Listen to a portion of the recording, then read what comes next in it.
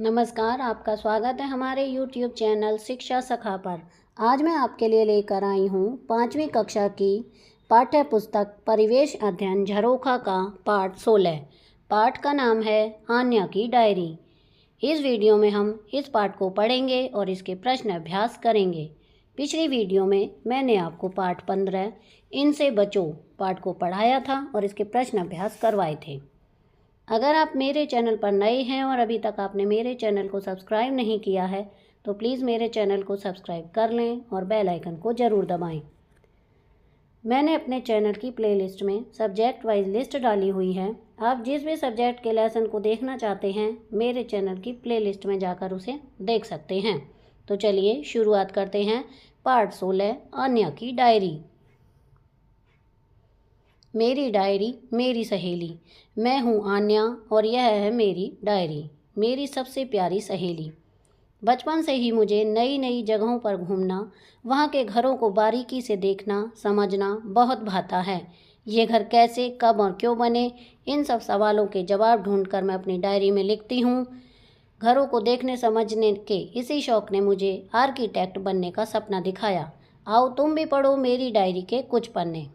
अब बताओ, जब तुम किसी नई जगह पर घूमने जाते हो तो तुम्हें वहाँ क्या क्या देखने अच्छा लगता है?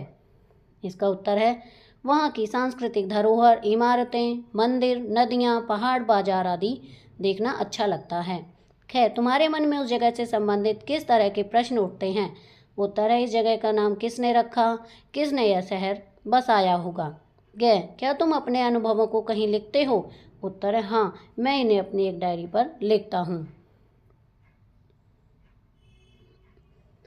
आगे हैं 16 मार्च 2010 मौसी नरम मेघालय। आज सुबह से ही कितनी तेज वर्षा हो रही है। यह तेज हवा की आवाज़ लगता है मुझे बहरा कर देगी। अब समझ में आया कि यहाँ के घर ज़मीन से थोड़ा ऊपर क्यों बनाए जाते हैं। अगर ये घर भी हमारे घरों की तरह होते तो अब तक ये पानी या बरसाती कीड़ों से भर जाते। यहाँ के घरों की छतें भी कुछ अलग ही हैं। ऐसा लगता है मानो किसी ने नाव उल्टी करके रख दी हो। वैसे ये छतें बनी तो लकड़ी और बांस से ही हैं, जो यहाँ आसानी से मिल जाते हैं।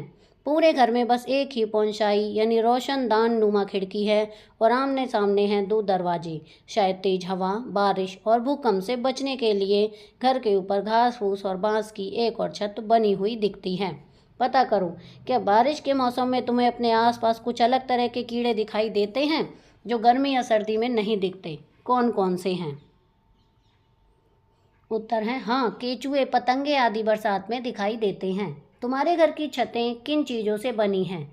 उत्तर है मेरे घर की छत सीमेंट, बजरी, मिट्टी, रेता, लोहे आदि से बनी है। नंबर 3, अपने घर की छत व मोहसिन राम के घरों की छत की तुलना करो।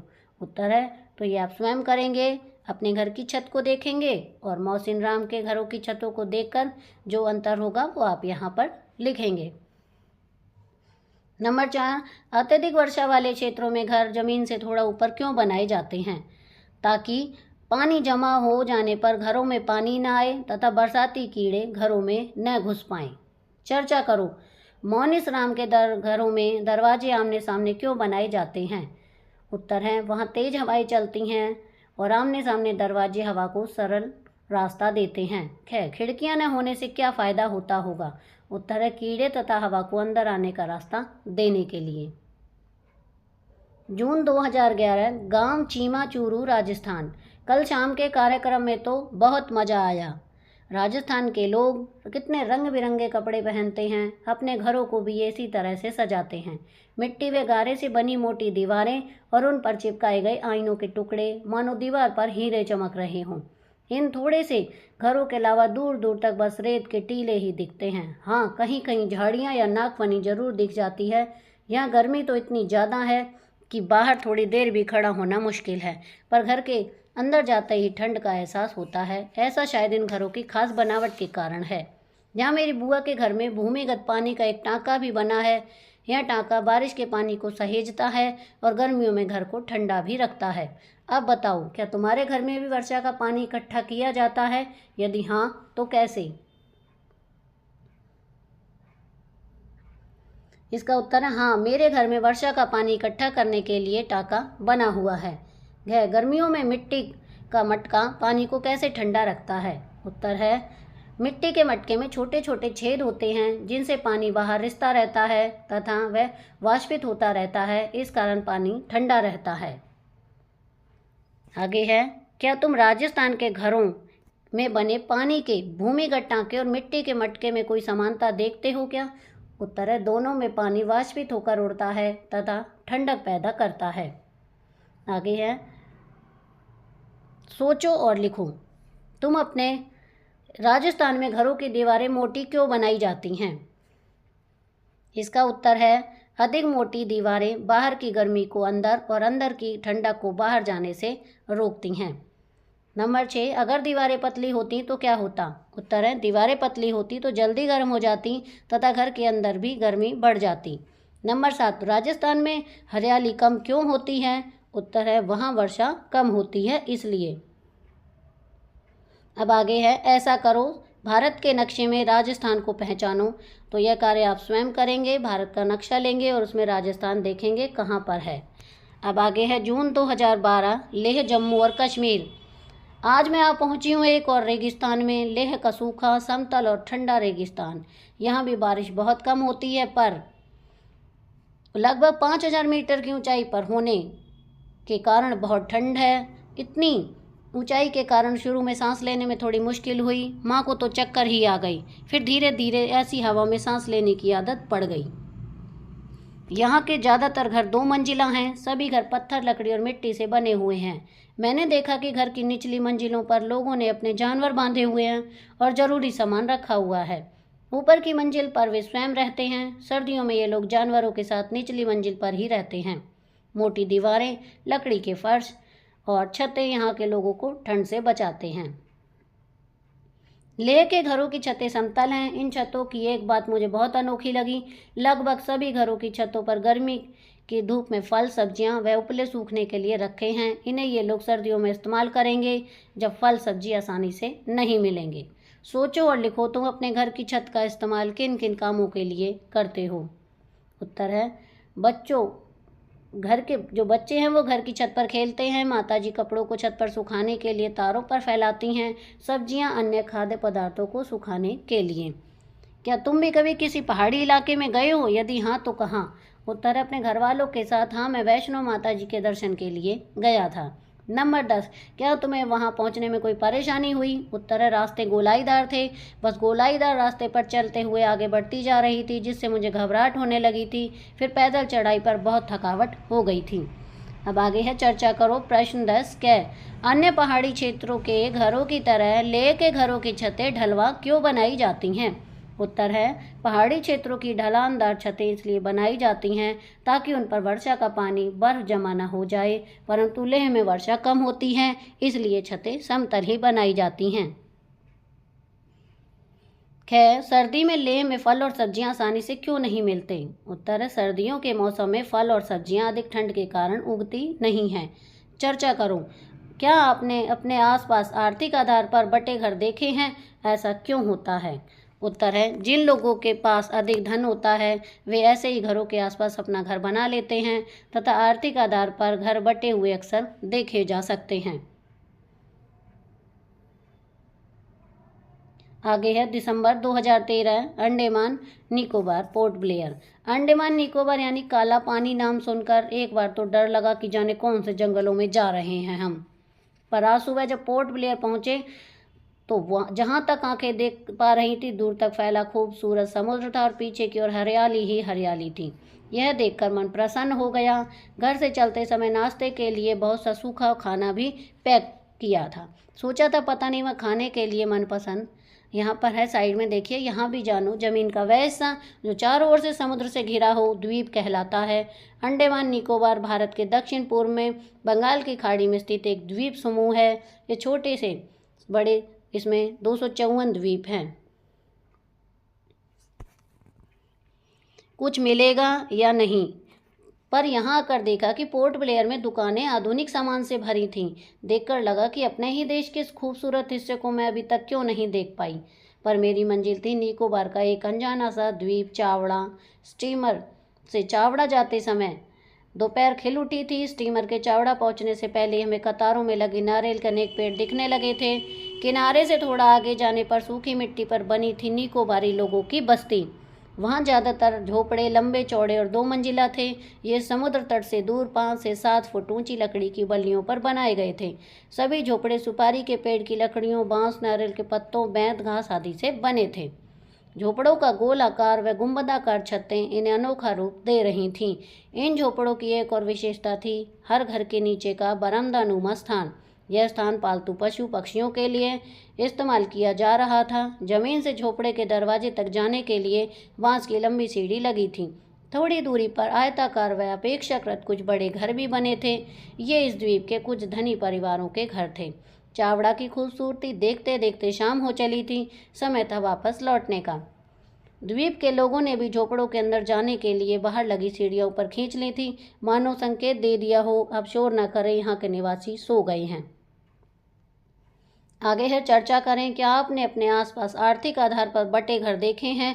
ऐसा क्यों होता है? इसका उत्तर है जिन लोगों के पास अधिक धन होता है वे ऐसे घरों के आसपास अपना घर बना लेते हैं तथा आर्थिक आधार पर घर बटे हुए अक्सर देखे जा सकते हैं।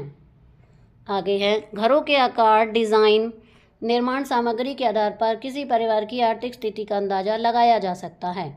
उत्तर है जिन परिवारों की आर्थिक स्थिति मजबूत होती है वे बड़े घर बनाते हैं तथा उनके घरों में निर्माण सामग्री भी महंगी लगी होती है। इन चीज़ों को देखकर परिवार की आर्थिक स्थिति के बारे में पता चल जाता है। सोचो और लिखो। अड़े, तुम्हारे घर को बनाने में लकड़ी का इस्तेमाल कहाँ कहाँ हुआ है?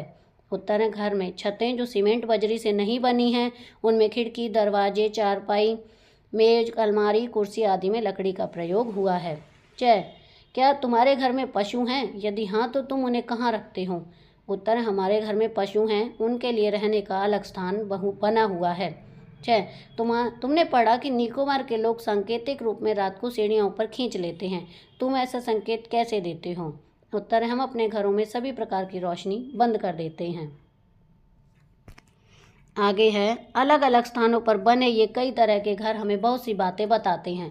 सबसे ज़रूरी बात, घर या बसेरा लोगों की ज़रूरत और मौसम के अनुसार ही बनाया जाता है। मकान बनाने में लोग उन्हीं चीज़ों का प्रयोग करते हैं जो उन्हें आसानी से आसपास मिल ही जाती हैं। मकान का छोटा या बड़ा होना हमारी आर्थिक स्थिति और इच्छा पर निर्भर करता है, पर यदि किसी के पास जमा पूंजी हो ही नहीं तो मकान बनाना संभव नहीं हो पाता। शायद इसलिए कुछ लोग फुटपाथ या सड़कों पर ही रहते हैं। प्रश्न 12, सड़क के किनारे रहने वाले लोगों के बारे में पता करो। क्या उन्हें रहने के स्थान के आसपास शौचालय हैं? क्या उनके पास मनोरंजन के साधन हैं? वे खाना कहाँ बनाते हैं? तुम्हारे अनुसार उनका जीवन सुरक्षित है या नहीं? सरकार द्वारा बेघर लोगों के लिए रैन बसेरों की व्यवस्था की जाती है जिनमें सारी जरूरी सुविधाएं दी जाती हैं। पता लगाओ तुम्हारे आसपास रैन बसेरा कहाँ है। क्या लोग रैन बसेरों का उपयोग कर रहे हैं? यदि तुम थोड़ा सोचोगे तो जानोगे कि उपलब्ध जमीन के आधार पर भी मकान छोटे या बड़े हो सकते हैं। तो बच्चों, यह कार्य आपको स्वयं करना है। अपने आसपास देखना है कि लोग कहाँ पर रहते हैं और उनके लिए क्या क्या सरकार ने सुविधाएं दी हुई हैं।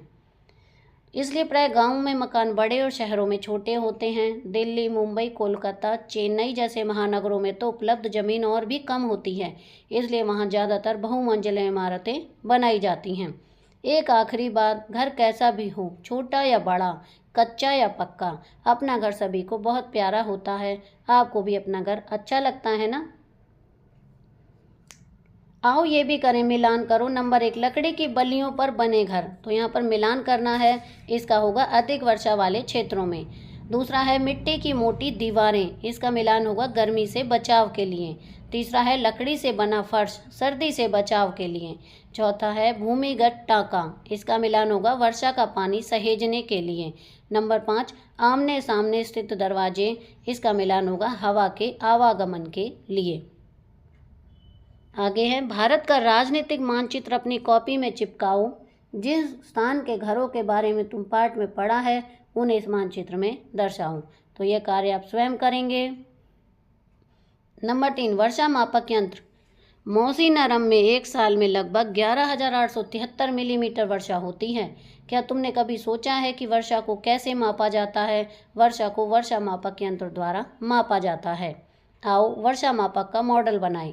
आवश्यक सामग्री है प्लास्टिक की खाली बोतल 2 लीटर वाली, कैंची, कुछ छोटे छोटे कंकड़, टेप, मार्कर, स्केल। किसी बड़े की सहायता से बोतल को चित्र में दर्शाए गए तरीके से 2 हिस्सों में काट लो।